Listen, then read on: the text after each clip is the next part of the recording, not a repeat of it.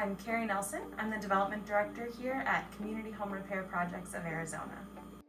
Community Home Repair, or CHRPA, is a nonprofit that has been working in Pima County since the early 80s. The core of our work is emergency home repair, so we do heating and cooling, plumbing, roofing, flooring, doors, windows, accessibility modifications, anything that can really increase the health and safety of a home for its occupants. CHRPA has two programs with Tucson Water. Our high efficiency toilet replacement program, which has been in existence in some form since about 2009. And then our newer program with Tucson Water, which we're entering into our third year of, is our water repairs program.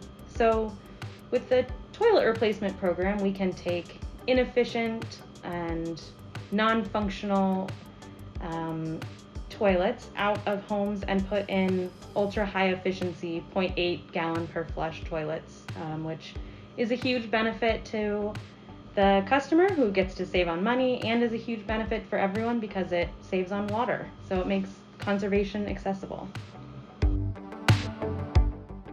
You can find out more about CHRPA at our website, which is www.CHRPAZ.org, or call our office at 520-745-2055.